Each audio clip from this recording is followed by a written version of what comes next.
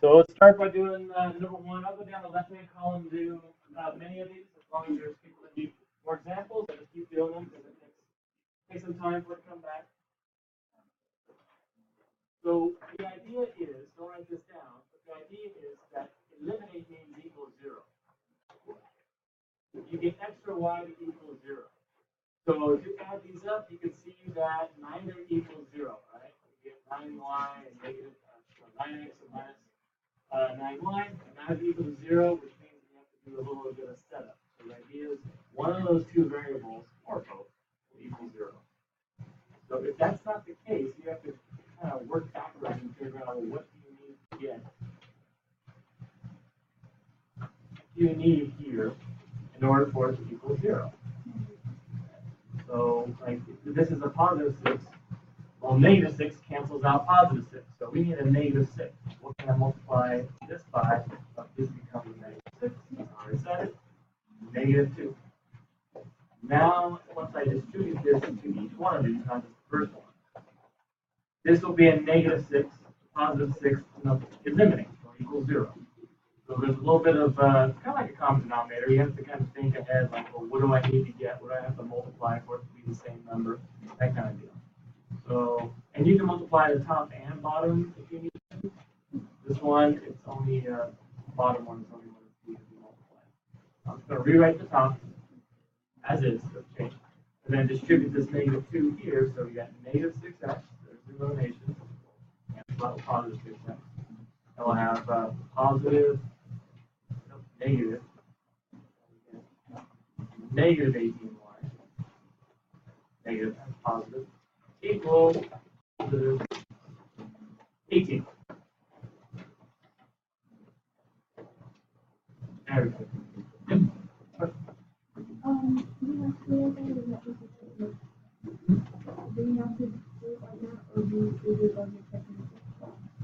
This is the method, yes, elimination. So yeah, you want, well, you could cancel out the y. So I could have multiplied by positive 2, and that cancels out this negative 18 with a positive 18. So there are different ways of doing it. But yeah, that's the elimination method. Now we're going to go in algebra 2. You're going to be doing this with 3 variables and 3 equations. So we're going to have like 6x minus 18y plus 3z equals a number. You're going to have 3 equations. So this is a method that you do definitely want to know how to do, because we're going to jump it up by a 3rd dimension, and not too long, by November. We get 0, and this does not cancel out, right? Yeah, that's negative 36. You can tell because they're both negative. They're both negative, both positive. There's no way to get 0. The only way to get 0 is 1 positive, 1 negative. So we'll have negative 36 equals 0.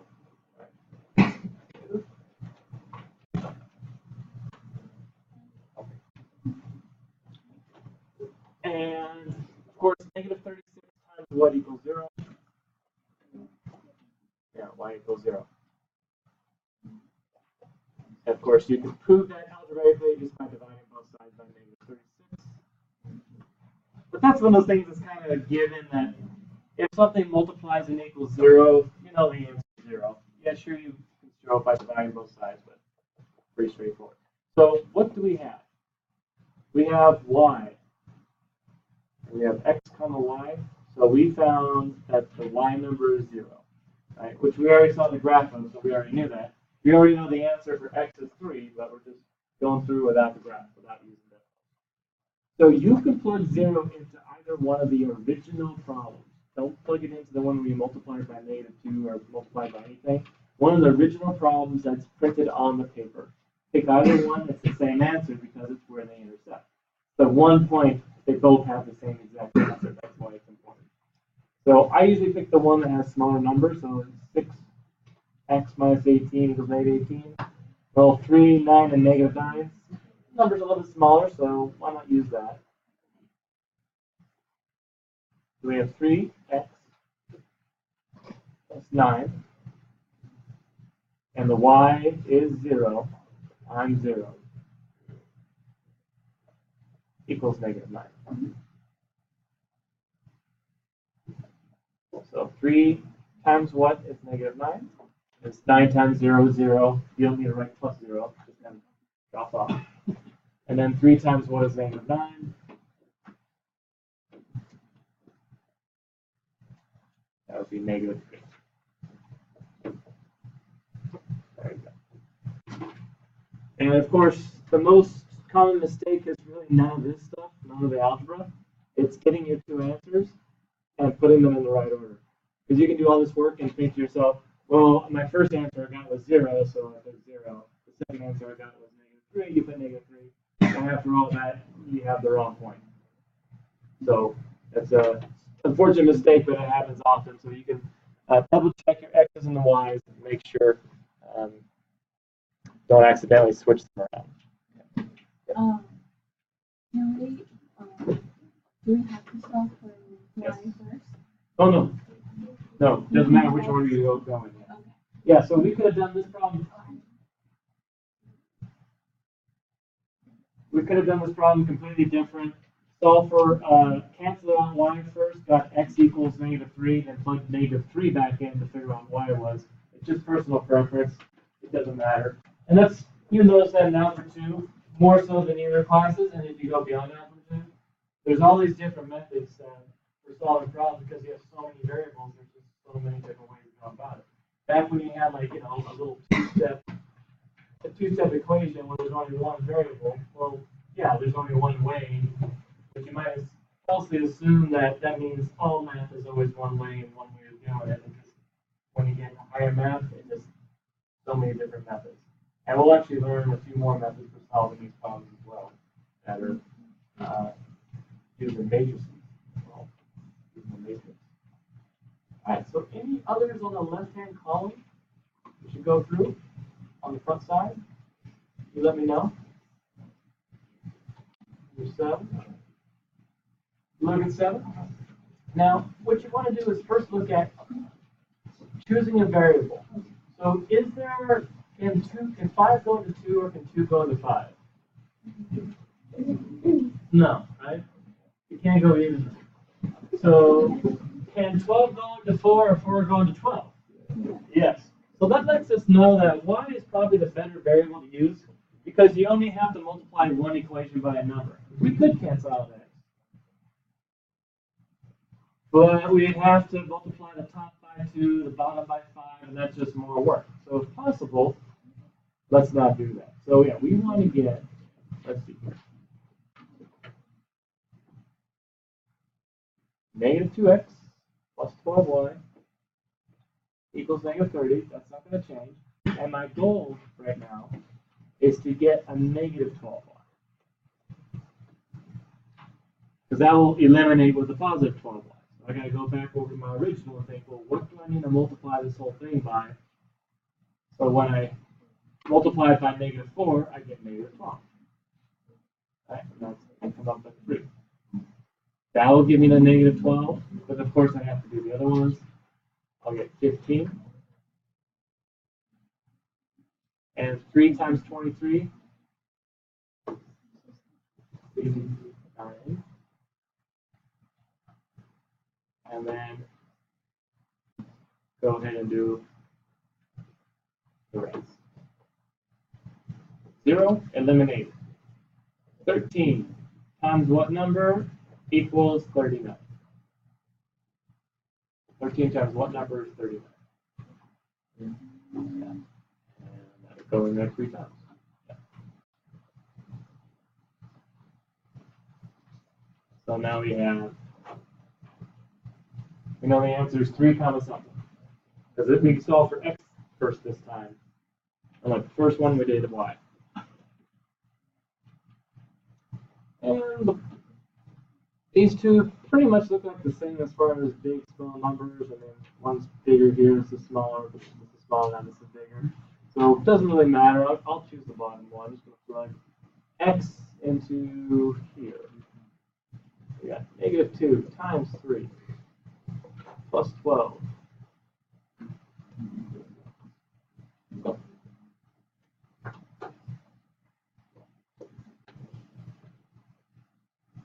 Let's see, negative 30. And you can solve the rest. These will all come out to integers, I believe, so there's no fraction answers on these.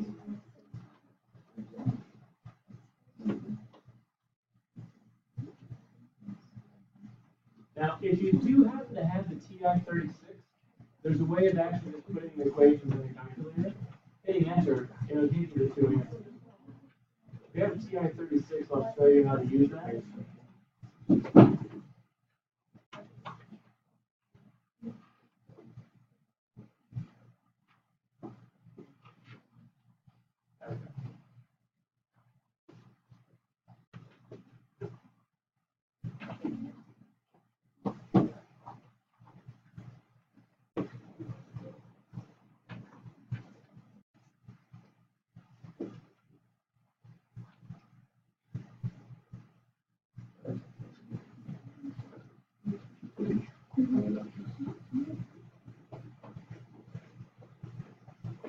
Alright, let's go over to the back.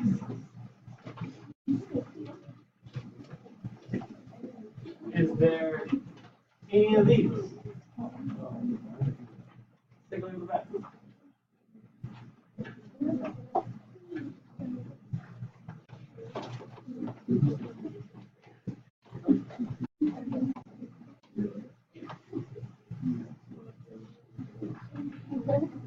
I got a request for 60.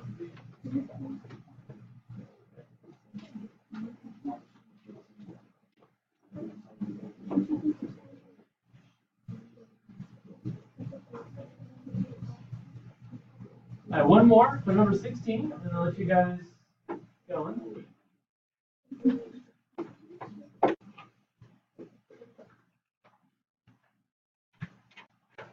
So 10 doesn't go into 4, 4 does not go into 10.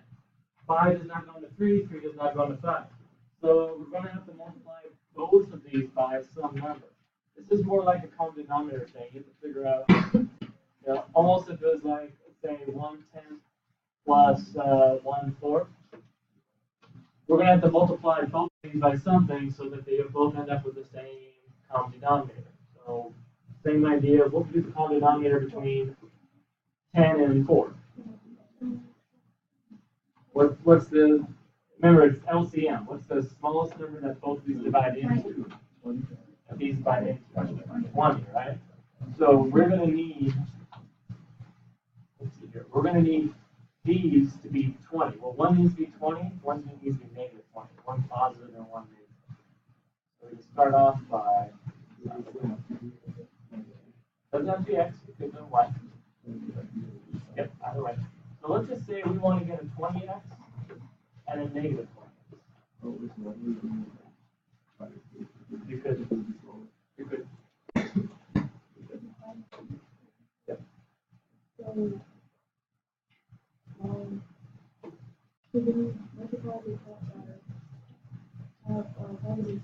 Yep. Correct. Exactly. So you see, I kind of write out what I want to have, end up with, and then go back and figure out, well, what do I need to do to get there? Very similar to a common denominator. So I already got that. So we have 10y, and then equals 0, because 0 times anything is 0. The bottom I know is negative 20, we'll have negative 15. Equals positive 30. Negative times negative, positive 30.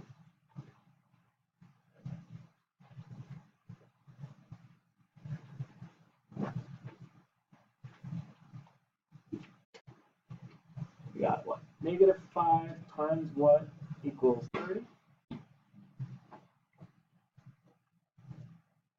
And then you'll have 30 divided by negative 5 is negative 6. Okay.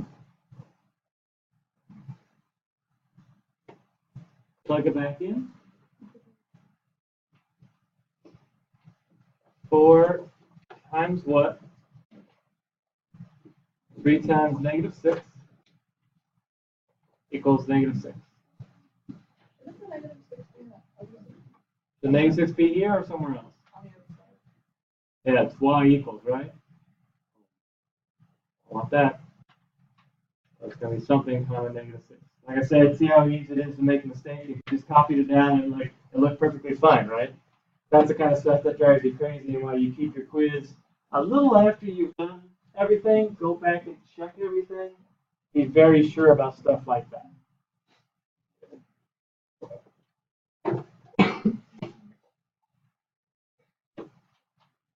Add 18 to both sides. 24. Divide both sides by 4. And we'll get 4.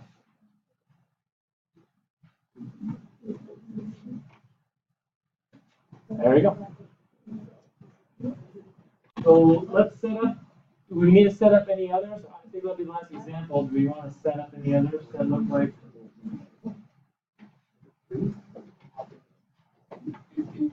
Yeah. All right, a moment.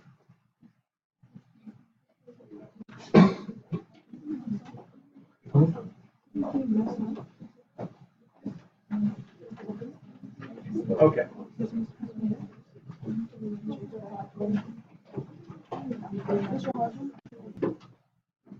Small correction, make sure you have that -3. One more.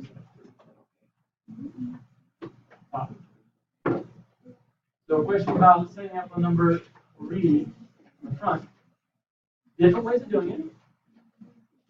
But these are going to be one step because 6 goes into 12, right? So let's just multiply the top by -2. Because we need a positive to cancel this out. So we're going to have positive 2x minus 12y equals -16. And the bottom can just stay the same.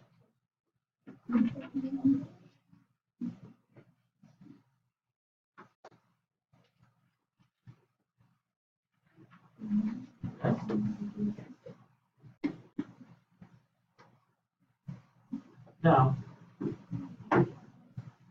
we have 0 eliminates. We have 0 eliminates. The whole left-hand side is 0. So is the right-hand side. Yeah. So the question is, well, what's the answer? We have no variables.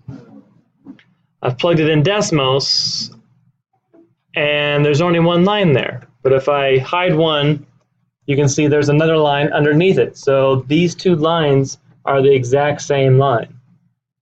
They coincide is what that's called. They coincide. Now, if the answer is where they intersect, what would you say here? Where do these intersect?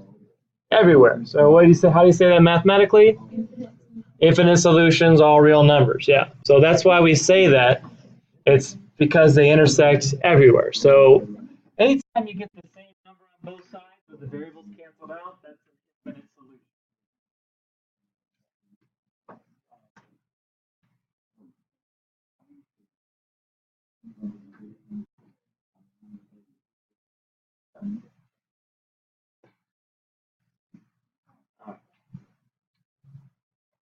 And let's just say for the other case would be a no solution. In that case, for no solutions, let's make this one like 6. That's when they're parallel and they don't intersect at all. Now, how do you know it's a no solution without the graph? Same thing will happen, but you'll get like 0 equals 1. You'll get something that's false. 0 doesn't equal 1. It can't equal 1. So no variables. Both variables cancel out, but the numbers left over are different, or you get something that's false. So this is the example of a no. Not on this problem, but just so you know the counterpart of infinite. Same number, something true. 0 does equal 0, kind of like when you're doing a check. Same number on both sides. Infinite. Different number on both sides. There is no answer. They're parallel. All right. Leave it at that.